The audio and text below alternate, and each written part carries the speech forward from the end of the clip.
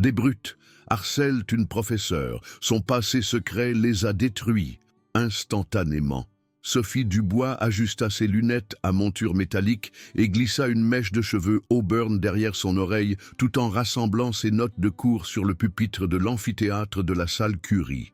La professeure de littérature médiévale mesurait à peine 1,60 m, sa silhouette frêle, souvent perdue derrière l'imposant lutrin en chêne qui dominait l'avant de la salle. Ses gilets amples et ses ballerines confortables complétaient le stéréotype d'une universitaire plus à l'aise avec les manuscrits poussiéreux qu'avec les interactions sociales modernes. Le soleil de l'après-midi filtrait à travers les hautes fenêtres de l'université de Saint-Germain-des-Prés, projetant de longues ombres sur le parvis où les étudiants se détendaient entre les cours. Sophie enseignait dans cette petite université d'arts libéraux située dans la campagne francilienne depuis 18 mois, après être arrivée avec des références impeccables et des recommandations élogieuses qui avaient impressionné le comité de recrutement. Ce qu'ils ignoraient, ce que personne sur le campus ne savait, c'était que la professeure Dubois avait passé 12 ans comme officier décoré dans les chasseurs alpins avant de poursuivre son doctorat en études médiévales. Sa transition du service militaire à la vie universitaire avait été délibérée et complète. Adieu les Rangers et le matériel tactique, remplacé par des publications savantes et des réunions de faculté. La discipline était restée cachée sous des couches de tweed et de discours académiques, mais Sophie avait travaillé dur pour enfouir cette partie d'elle-même au profit de l'existence paisible qu'elle avait trouvée parmi les textes anciens et les étudiants avides. Les ennuis commencèrent au cours de sa 2e année, lorsque des coupes budgétaires obligèrent l'université à regrouper plusieurs départements dans des bureaux partagés. Sophie se retrouva relogée de son bureau d'angle tranquille à un espace de travail exigu au sous-sol du bâtiment Descartes, où elle partageait l'étage avec le personnel supplémentaire du département des sports et les entraîneurs invités. C'est là qu'elle rencontra pour la première fois Didier Lefranc. Didier dominait tout espace dans lequel il entrait par sa simple présence physique et sa personnalité agressive, dépassant allègrement le 1,90 m avec la carrure de quelqu'un qui avait passé des décennies dans les salles de musculation et sur les terrains de foot. Il se tenait avec la fanfaronnade d'un ancien athlète universitaire qui n'avait jamais vraiment accepté que ses jours de gloire soient derrière lui. Ses cheveux bruns coupés courts étaient toujours parfaitement coiffés, et ses polos de marque tiraient légèrement sur sa poitrine, suggérant qu'il passait un temps considérable à entretenir son physique. En tant que directeur du recrutement sportif de l'université, Didier s'était taillé une niche confortable qui lui permettait de revivre sa carrière de footballeur par procuration à travers les prospects qu'il courtisait. Les murs de son bureau étaient couverts de photos de ses jours de jeu et de souvenirs signés qui servaient de rappel constant de son ancien statut de roi du campus. Flanquant Didier dans ses activités quotidiennes, il y avait 2 subordonnés loyaux qui s'étaient attachés à son succès comme des poissons-pilotes suivant un requin. Thierry Moreau travaillait comme assistant du directeur sportif. Son énergie nerveuse et son empressement appelèrent le rendant parfait pour gérer le travail ingrat de Didier. Bien qu'il ait la trentaine, Thierry s'habillait toujours comme s'il essayait d'intégrer l'équipe, portant des vêtements de sport et des baskets qui semblaient tout droit sortis de la boîte. Christophe Leclerc complétait le trio en tant que préparateur physique, dont l'expression constamment agressive suggérait qu'il considérait la plupart des interactions comme des conflits potentiels à gagner. Sa musculature et sa tendance à porter des débardeurs, même dans des contextes professionnels, le faisaient ressembler davantage à un videur de boîte de nuit qu'à un employé d'université, ce qui correspondait parfaitement à sa personnalité. Les 3 hommes avaient établi une hiérarchie informelle au sein du département des sports qui étendait leur influence dans tout le bâtiment Descartes. Leurs conversations bruyantes, leurs blagues déplacées et leurs rejets désinvoltes de quiconque qu'ils considéraient comme inférieur créaient une atmosphère d'hostilité à peine contrôlée que la plupart des membres du corps professoral apprenaient à gérer avec précaution. La première rencontre de Sophie avec eux eut lieu un mardi après-midi pluvieux, alors qu'elle transportait une boîte de matériel de recherche de sa voiture à son nouveau bureau. Le carton était devenu détrempé par la bruine, rendant sa prise précaire alors qu'elle luttait avec les lourdes portes du bâtiment. Elle était si concentrée sur le fait de garder ses précieux manuscrits au sec qu'elle ne remarqua pas les 3 hommes s'approchant dans la direction opposée jusqu'à ce qu'il soit trop tard. « Attention, la prof !» lança Didier, bien qu'il ne fît aucun effort pour ralentir ou s'écarter. « On arrive !» La collision était inévitable. L'épaule de Didier heurta le coin de la boîte de Sophie, envoyant des anthologies de poésie médiévale et des notes de recherche s'éparpiller sur le sol en linoléum poli. Certains papiers atterrirent dans des flaques d'eau apportées par d'autres étudiants, l'encre commençant immédiatement à couler et à se brouiller. « Oh non !» haleta Sophie, tombant à genoux pour ramasser les documents mouillés. « S'il vous plaît, ils sont irremplaçables. » « Ah, peut-être devriez-vous faire attention où vous allez la prochaine fois, » dit Thierry avec un ricanement, contournant les papiers éparpillés sans offrir d'aide. « C'est un endroit très fréquenté. » Christophe poussa un des livres trempés avec sa basket, le faisant glisser plus loin de la main de Sophie, qui essayait de l'attraper. « On dirait que quelqu'un passe une mauvaise journée, » observa-t-il avec un amusement évident. Didier observa la scène avec un intérêt calculateur, étudiant les tentatives frénétiques de Sophie pour sauver sa recherche. Quelque chose dans son empressement désespéré semblait l'amuser, ou peut-être était-ce la façon dont elle s'excusait à plusieurs reprises alors qu'elle était victime de sa collision délibérée. « C'est quoi tout ce vieux truc de toute façon ?» demanda Didier, ramassant un des papiers secs et le scannant avec une curiosité exagérée. « Département de littérature médiévale, ça ne m'étonne pas. Je ne savais pas qu'on avait quelqu'un ici qui étudiait l'histoire ancienne. »« C'est une recherche pour mon livre », expliqua Sophie, toujours à 4 pattes en train de ramasser des papiers. « Je traduis des œuvres inédites de femmes poètes médiévales. »« Des femmes poètes médiévales », répéta Christophe lentement, comme s'il goûtait quelque chose de désagréable. « Ça a l'air absolument passionnant, vraiment à la pointe de la technologie. » Le sarcasme dans sa voix se fit clairement entendre dans le couloir, attirant l'attention d'autres membres du corps professoral qui ralentirent le pas pour observer l'interaction. Sophie sentit la chaleur lui monter aux joues en réalisant qu'elle offrait un divertissement à un public qu'elle n'avait pas souhaité. « Peut-être que la prochaine fois, vous devriez investir dans une boîte étanche, » suggéra Didier, rendant finalement le papier qu'il avait examiné. « On ne voudrait pas perdre d'autres recherches révolutionnaires sur des gens morts. » La rencontre établit un schéma qui allait définir l'expérience quotidienne de Sophie au bâtiment Descartes pendant les mois qui suivirent. Didier, Thierry et Christophe semblaient la considérer comme une source de divertissement amusante, quelqu'un dont le dévouement sérieux à son travail savant en faisait une cible idéale pour le genre de cruauté désinvolte que les brutes prennent pour un amusement inoffensif. Ils commencèrent à chronométrer leurs mouvements pour qu'ils coïncident avec les siens, créant des rencontres accidentelles dans les couloirs étroits qui la forçaient à se presser contre les murs pour les laisser passer.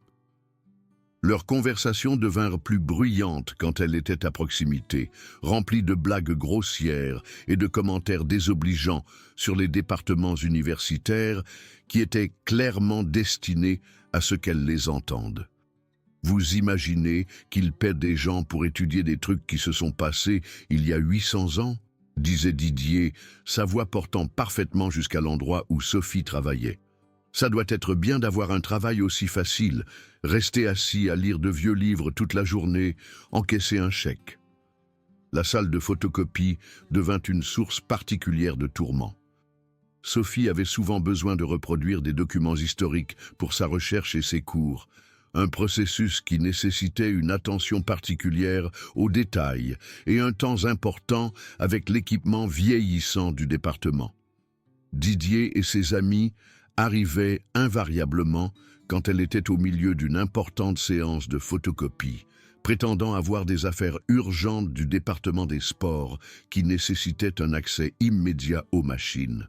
« Désolé, la prof, » disait Thierry avec une politesse simulée. « Mais on a du matériel de recrutement qui doit partir aujourd'hui. Le monde réel n'attend pas la poésie médiévale. » Il s'entassait autour des machines, rendant impossible à Sophie de continuer son travail tout en remplissant le petit espace de discussion bruyante sur les stratégies de recrutement et les plans du week-end qui la chassaient efficacement de la pièce.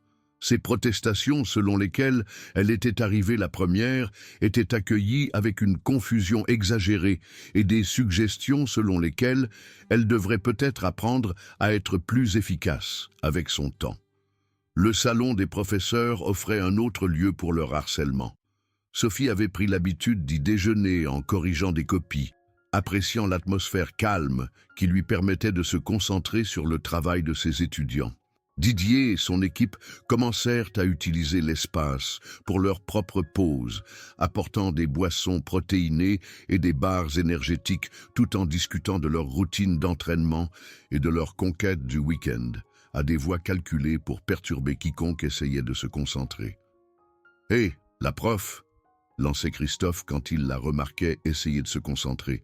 « Vous avez déjà pensé à aller à la salle de sport ? Ça pourrait vous aider avec ces boîtes lourdes que vous laissez toujours tomber. » Le commentaire était invariablement suivi de rires de ses compagnons et de regards significatifs échangés à travers la pièce. D'autres membres du corps professoral présents se tortillaient inconfortablement sur leur siège, reconnaissant clairement la nature inappropriée des commentaires, mais peu disposés à intervenir au nom d'une collègue qu'ils connaissaient à peine. La docteure Marguerite Lemaire, qui enseignait la littérature victorienne et était à Saint-Germain-des-Prés depuis 20 ans, offrait des sourires compatissants, mais ne prenait jamais la parole pendant ces incidents. Le professeur Jacques Martin du département de philosophie devenait soudainement fasciné par son sandwich chaque fois que le harcèlement commençait. Même la secrétaire du département, Martine Durand, trouvait des papiers urgents à traiter plutôt que d'être témoin de ce qui arrivait à la nouvelle membre du corps professoral. Leur silence n'était pas né de la méchanceté, mais du même calcul qui régit la plupart des dynamiques de travail lorsqu'une personne devient une cible. Prendre la parole signifierait attirer l'attention sur eux-mêmes, ce qui en ferait potentiellement la prochaine cible du groupe de Didier. Il était plus facile de se sentir mal pour ce qui arrivait à Sophie, tout en évitant tout risque pour leur propre confort et sécurité. Sophie endura tout cela avec le même professionnalisme tranquille qui l'avait servi tout au long de sa carrière universitaire. Elle avait besoin de ce poste, avait travaillé trop dur pour obtenir son doctorat pour laisser la politique du lieu de travail faire dérailler ses objectifs. Rétorquer ne ferait qu'aggraver la situation et potentiellement nuire à sa réputation auprès de collègues qui la considéraient déjà comme une étrangère. Mieux valait faire profil bas et se concentrer sur sa recherche en espérant que la nouveauté s'estomperait et que Didier trouverait d'autres divertissements. Ce que Didier, Thierry et Christophe n'avaient aucun moyen de savoir, c'était que leur cible douce et discrète avait passé plus d'une décennie dans certains des endroits les plus dangereux de la planète avant d'échanger son uniforme contre un poste de professeur. Il ne pouvait pas voir l'expérience du combat caché derrière son extérieur savant, ni reconnaître la conscience tactique qui lui permettait de cataloguer leurs mouvements et leurs comportements avec une précision professionnelle. Il ne comprenait pas que l'évitement prudent du conflit par Sophie ne venait pas de la faiblesse, mais d'une connaissance intime de la rapidité et de l'efficacité avec lesquelles elle pouvait mettre fin à toute confrontation physique qu'il pourrait être assez fou pour initier. Le secret de son service militaire pesait lourdement sur Sophie, chaque fois qu'il repoussait un peu plus ses limites. Elle avait passé des mois à façonner cette nouvelle identité spécifiquement pour échapper à la violence qui avait autrefois été sa profession, pour trouver la paix dans les activités intellectuelles qui avaient toujours été sa véritable passion. Mais alors que leur harcèlement devenait plus éhonté et plus personnel, Sophie se retrouva à mener une bataille familière entre son engagement envers sa nouvelle vie paisible et les instincts tactiques qui murmuraient des solutions plus simples et plus directes à son problème actuel. Le point de rupture survint un après-midi d'octobre vif, alors que le campus était animé de l'énergie automnale. Sophie traversait le parvis après son séminaire de l'après-midi sur la romance arthurienne, les bras pleins de copies d'étudiants et de livres de référence, quand elle aperçut une silhouette familière assise sur un des bancs en bois près de la bibliothèque. La docteure Léa Tanaka était une professeure invitée de la Sorbonne, une médiéviste brillante dont le travail sur les interprétations féministes de la littérature courtoise avait considérablement influencé la propre recherche de Sophie. Elle était aussi ce qui ressemblait le plus à une amie pour Sophie sur le campus de plus en plus hostile, leurs intérêts académiques communs s'étant épanouis en un respect et une affection mutuelle authentique au cours du dernier semestre. Léa corrigeait des copies au soleil de l'après-midi, ses cheveux noirs tirés en un chignon soigné et son expression concentrée alors qu'elle travaillait sur une pile d'examens de mi-session. La scène paisible était exactement ce dont Sophie avait besoin après une autre journée difficile à éviter Didier et son équipe, un rappel que tout le monde à Saint-Germain-des-Prés n'était pas hostile à sa présence. Cette tranquillité fut brisée lorsque la voix de Didier traversa le parvis comme un défi. « Tiens, tiens !» lança-t-il, s'approchant du banc avec Thierry et Christophe, le flanquant comme des ailiers. « Regardez ce qu'on a ici. Le département d'études médiévales tient une petite réunion. » Léa leva les yeux de ses papiers, la confusion clairement visible sur son visage, alors que les trois hommes s'approchaient. Elle avait entendu parler du harcèlement du département des sports envers Sophie, mais ne l'avait pas vécu directement, ayant passé la plupart de son temps à la bibliothèque principale plutôt qu'au bâtiment des cartes. « Bonjour !» dit Léa poliment, bien que son ton portât une note de méfiance, alors qu'elle examinait le langage corporel agressif du trio qui s'approchait. « Bonjour !» répondit Didier, sa voix dégoulinant d'une fausse gentillesse. « Belle journée pour être dehors, à lire des choses sur des gens morts, n'est-ce pas ?» Sophie accéléra le pas, reconnaissant le tranchant dangereux dans le comportement de Didier.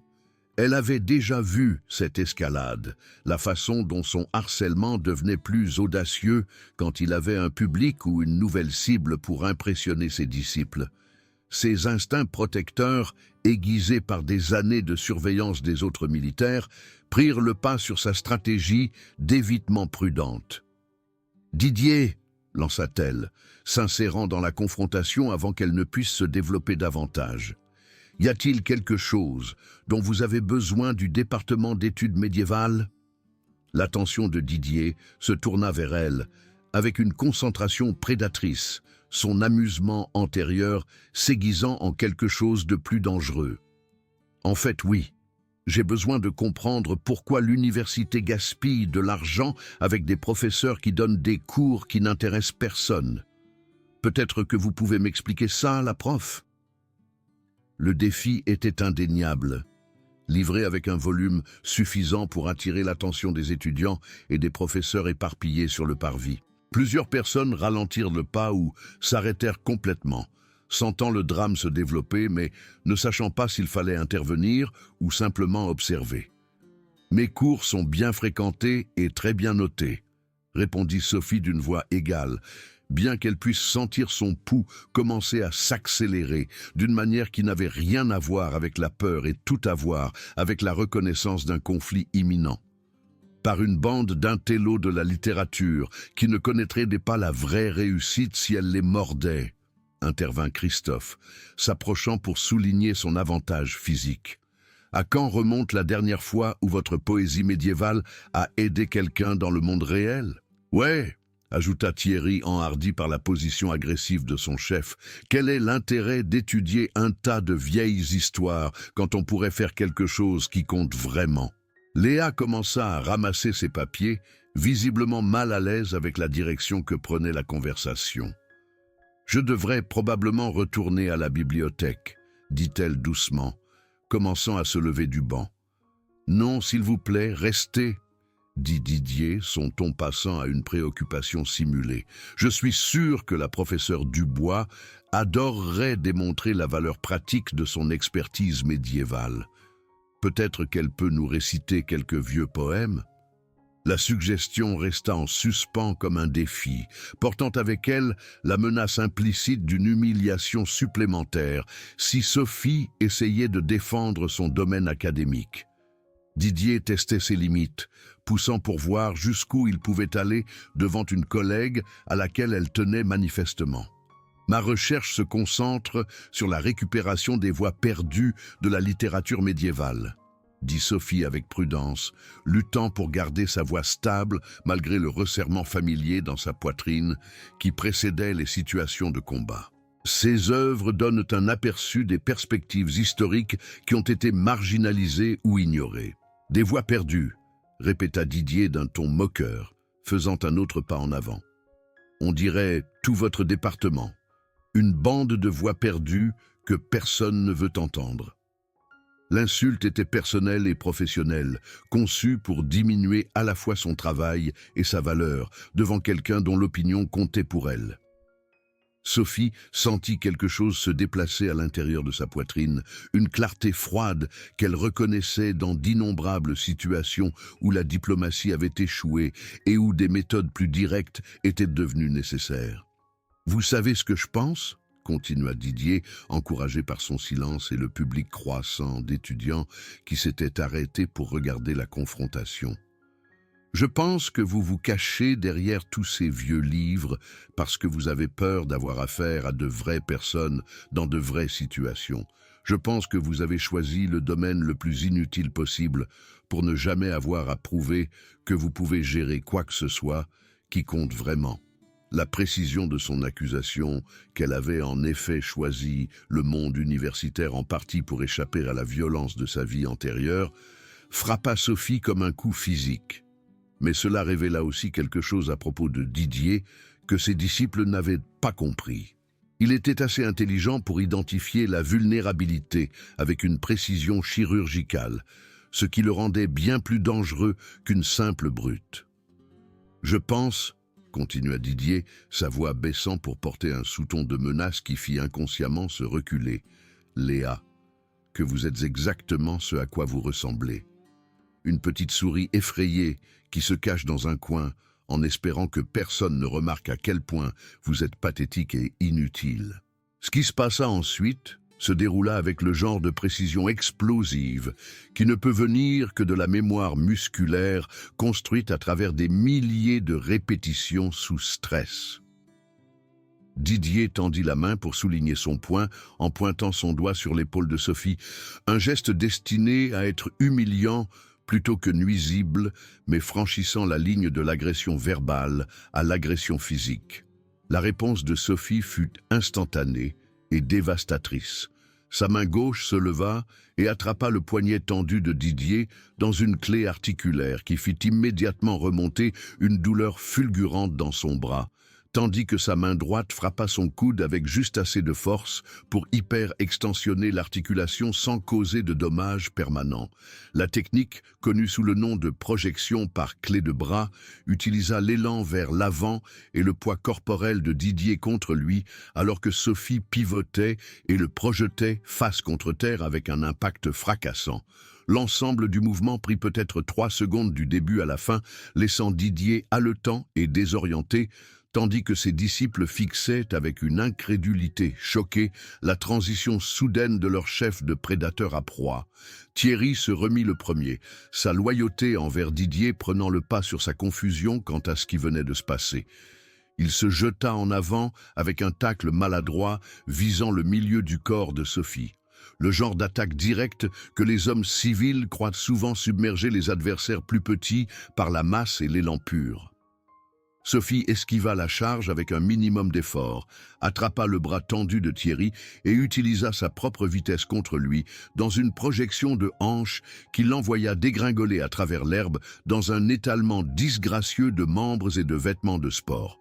Le lancer était parfait, démontrant le genre de compétences techniques qui ne pouvaient venir que d'un entraînement intensif et d'une application dans le monde réel. Christophe, témoin de l'expédition efficace de ses compagnons, hésita pendant un moment crucial, alors que son cerveau essayait de traiter l'inversion impossible dont il était témoin. Le retard lui coûta toute chance de monter une attaque efficace. Sophie réduisit la distance entre eux en 2 pas rapides, attrapa son débardeur à 2 mains et exécuta une projection de sacrifice qui utilisa son poids considérable contre lui, le claquant en arrière contre le banc en bois avec suffisamment de force pour chasser l'air de ses poumons. L'ensemble de la confrontation dura moins de 10 secondes, laissant les 3 hommes dans divers états de douleur et de confusion, tandis que les étudiants et les professeurs rassemblés restaient dans un silence stupéfait. Sophie se tenait au centre des conséquences, sa respiration contrôlée et sa posture équilibrée, ne ressemblant en rien à la professeure timide qui ramassait des papiers quelques instants auparavant.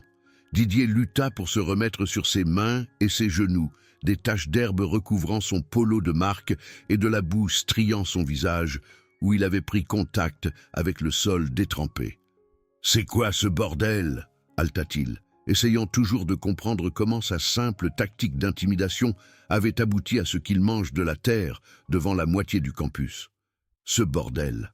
répondit Sophie, sa voix portant clairement à travers le parvis avec une autorité qui fit inconsciemment redresser leur posture à plusieurs spectateurs.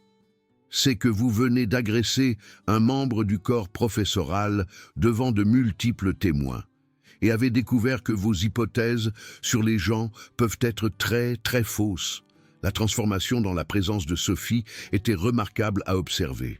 Fini la posture voûtée et le comportement apologétique qui avait défini ses interactions avec le trio pendant des mois. Au lieu de cela, elle se tenait avec l'assurance confiante de quelqu'un complètement à l'aise avec la violence, quelqu'un qui comprenait ses propres capacités et venait de les démontrer avec une précision chirurgicale. « Vous êtes folle !» protesta Thierry depuis sa position sur le sol, des taches d'herbe décorant son survêtement d'entraînement auparavant immaculé. « Vous ne pouvez pas juste attaquer les gens, on va vous faire arrêter. » Le sourire de Sophie était mince et totalement dépourvu de chaleur. « Vous avez initié un contact physique, » dit-elle, son ton factuel plutôt que défensif. « Devant environ 40 témoins qui viennent de vous regarder délibérément transformer un désaccord verbal en agression physique. Je suis tout à fait confiante que les lois sur la légitime défense de la région soutiendront ma réponse à votre agression. » La réalité juridique de la situation se posa sur les 3 hommes comme de l'eau froide. Ils avaient été les agresseurs, ils avaient franchi la ligne du harcèlement verbal au contact physique et tous les présents l'avaient vu se produire clairement. Leur modèle de comportement d'intimidation envers Sophie était bien connu parmi le corps professoral, ce qui rendait peu probable que quelqu'un se précipite à leur défense. Léa se leva du banc, son choc initial cédant la place à quelque chose qui ressemblait étrangement à de l'admiration mêlée d'incrédulité. « Sophie, » dit-elle, sa voix remplie d'une inquiétude sincère. « Ça va ? » « Je vais parfaitement bien, » répondit Sophie, sa voix s'adoucissant, alors qu'elle s'adressait à son ami, tout en ne quittant jamais des yeux les 3 hommes qui se relevaient lentement. « Je suis désolé que vous ayez dû assister à ça. Personne ne devrait avoir à faire face à l'intimidation au travail. » La sincérité de ces mots, combinée à la façon protectrice dont elle s'était insérée dans la confrontation lorsque Léa devint une cible, créa un moment de connexion qui ne passa pas inaperçu pour personne. Plusieurs étudiants hochèrent la tête en signe d'approbation, leur sympathie allant clairement à la professeure qui s'était finalement dressée contre le comportement d'intimidation du département des sports. La docteure Lemaire, qui traversait le parvis lorsque la confrontation commença, s'avança avec un courage nouveau. « Est-ce que tout le monde va bien ici ?» demanda-t-elle, bien que son regard appuyé sur Didier et ses compagnons indiqua clairement où elle pensait que la faute se situait. « Tout va bien, » dit Didier entre ses dents serrées, son humiliation aggravée par la foule croissante d'observateurs. Juste un petit malentendu. Un malentendu, répéta Sophie, son ton suggérant qu'elle trouvait l'euphémisme inadéquat. Est-ce ainsi que vous appelez des mois de harcèlement et d'intimidation? Est-ce ainsi que vous appelez le fait de cibler délibérément une collègue pour des abus verbaux? La nature publique de son défi, livrée devant des étudiants et des professeurs qui avaient été témoins de leur comportement pendant des mois, dépouilla toute prétention que leur traitement envers elle avait été inoffensif ou accidentel. Le visage de Didier passa par plusieurs émotions alors qu'il traitait le renversement complet de pouvoir qui venait de se produire. « Ce n'est pas fini », dit-il finalement, bien que la menace manquât de la conviction qu'elle aurait pu porter une heure plus tôt. L'expression de Sophie ne changea pas, mais quelque chose se déplaça dans sa posture qui fit faire à tous les trois un pas en arrière inconscient. « Si, dit-elle simplement, c'est complètement fini, à moins que vous ne vouliez continuer à tester si je me retenais tout à l'heure. » L'implication resta en suspens comme le brouillard du matin sur les montagnes. Si cette démonstration de compétence et d'efficacité avait été Sophie faisant preuve de retenue, si elle les avait tous les trois mis hors d'état de nuire sans transpirer tout en maintenant un contrôle émotionnel parfait, alors aucun d'eux ne voulait découvrir à quoi elles ressemblaient quand elles cessaient de faire attention à leur bien-être. La nouvelle de la confrontation se répandit dans l'université de Saint-Germain-des-Prés avec la vitesse que seule la rumeur académique pouvait atteindre. Le lendemain matin, tout le monde, du doyen aux employés de la cafétéria, avait entendu une version de l'histoire sur la façon dont la tranquille professeure Dubois avait remis les brutes du département des sports à leur place. Les détails variaient dans le récit, mais le récit central restait cohérent. La professeure de littérature sous-estimée avait révélé des profondeurs cachées lorsqu'elle avait été poussée au-delà de son point de rupture. Les conséquences immédiates apportèrent des changements qui se répercutèrent dans toute la communauté du campus. Les étudiants qui avaient auparavant considéré Sophie comme une cible facile pour les devoirs manqués ou les litiges de notes l'approchèrent soudainement avec un respect et une prudence nouveaux. Ces heures de bureau, autrefois peu fréquentées, commencèrent à se remplir d'étudiants désireux de s'engager avec une professeure qui s'était avérée capable de s'opposer à l'intimidation institutionnelle. Le comportement de ses collègues subit une transformation tout aussi spectaculaire. La docteure Lemaire commença à inclure Sophie dans les discussions de faculté qui l'avaient auparavant exclue, sollicitant son avis sur les questions départementales et le traitement des professeurs débutants. Le professeur Martin commença à la rejoindre pour prendre un café, partageant des histoires sur ses propres expériences de harcèlement au travail et exprimant des regrets de ne pas avoir pris la parole plus tôt. Même Martine Durand prit soin d'être plus serviable avec les questions administratives, traitant Sophie avec la déférence habituellement réservée aux chefs de département titulaires. Le changement le plus important, cependant, fut dans sa relation avec Léa. La professeure invitée avait été impressionnée non seulement par les compétences de combat de Sophie, mais aussi par sa volonté de protéger quelqu'un d'autre lorsque le harcèlement s'était détourné d'elle-même. Leur amitié s'approfondit en quelque chose qui portait des sous-tons romantiques, bien que les deux femmes prissent soin de maintenir des limites professionnelles étant donné leurs positions académiques. « Je n'arrête pas de penser à ce qui s'est passé », dit Léa un soir, alors qu'elles travaillaient ensemble dans la salle des collections spéciales de la bibliothèque, entourée de manuscrits médiévaux et du bourdonnement silencieux des systèmes de climatisation. La façon dont vous avez bougé, la précision de tout ça, ce n'est pas quelque chose que vous avez appris à la fac. Sophie resta silencieuse pendant un long moment, ses doigts traçant la marge illuminée d'un psautier du XIIIe siècle. « J'ai servi dans les chasseurs alpins avant de poursuivre mon doctorat, » dit-elle finalement. 12 ans, 3 déploiements.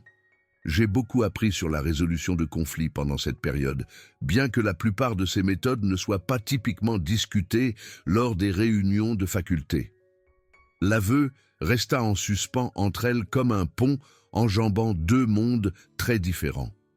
Léa avait soupçonné qu'il y avait plus dans le passé de Sophie que les références académiques habituelles, mais l'entendre confirmer ajouta des couches de complexité à sa compréhension de la femme qu'elle apprenait à connaître. « C'est pour ça que vous avez choisi les études médiévales ?» demanda Léa doucement. « Vous cherchiez quelque chose d'aussi éloigné que possible de ce monde-là ?»« En partie, » admit Sophie. « Il y a quelque chose d'attrayant à étudier des conflits qui ont été résolus il y a des siècles, où les enjeux sont intellectuels plutôt que de vie ou de mort. La littérature médiévale offre tout le drame et la passion du conflit humain, mais contenu en toute sécurité dans un contexte historique. » Leur conversation fut interrompue par le bruit de pas lourds résonnant dans le couloir principal de la bibliothèque. Les deux femmes levèrent les yeux pour voir Didier s'approcher de leur table, sa fanfaronnade habituelle remplacée par quelque chose qui ressemblait presque à de l'incertitude. Son polo de marque avait été remplacé par une simple chemise boutonnée, et ses cheveux soigneusement coiffés montraient des signes de peignage hâtif qui suggéraient qu'il se débattait avec cette décision depuis un certain temps. Le Didier qui se tenait devant leur table était sensiblement différent de l'homme arrogant qui avait tourmenté Sophie pendant des mois. Sa confiance avait été remplacée par quelque chose qui approchait de la vulnérabilité, bien que sa présence physique dominât toujours l'espace autour de leur table. Plus significativement, il était seul, sans Thierry et Christophe pour assurer le soutien et la validation de ce qu'il était venu dire. « Professeur Dubois, » dit-il, sa voix manquant de son ton autoritaire habituel. « Pourrais-je vous parler un instant? En privé ?» Léa commença à ramasser ses papiers, se préparant clairement à leur laisser de l'espace, mais Sophie lui fit signe de rester assise. « Tout ce que vous avez à dire peut être dit devant la docteure Tanaka, » répondit-elle d'une voix égale. Didier se tortilla inconfortablement, sa fierté luttant avec la réalité de sa situation. La nature publique de son humiliation avait rendu impossible une conversation privée, puisque tout le monde sur le campus avait entendu parler de sa défaite et attendait de voir comment il réagirait. « Je voulais m'excuser, » dit-il finalement, les mots sortant à la hâte comme s'il les avait répétés, mais avait encore du mal à les faire sonner sincères. « Pour tout, le harcèlement, les commentaires, la façon dont je vous ai traité, c'était non professionnel et mal. » Les excuses représentaient un renversement complet de l'homme qu'il avait défié avec confiance quelques jours plus tôt. Mais Sophie reconnut le calcul derrière tout ça, le fait que Didier était plus préoccupé par le fait de sauver sa position à l'université que par un remords authentique pour son comportement. « Les excuses sont importantes, » dit Sophie avec prudence, « mais elles sont plus significatives quand elles viennent de la compréhension plutôt que des conséquences. Comprenez-vous pourquoi votre comportement était problématique ou êtes-vous juste désolé que ça ne se soit pas passé comme vous l'espériez ?» La question frappa Didier comme un coup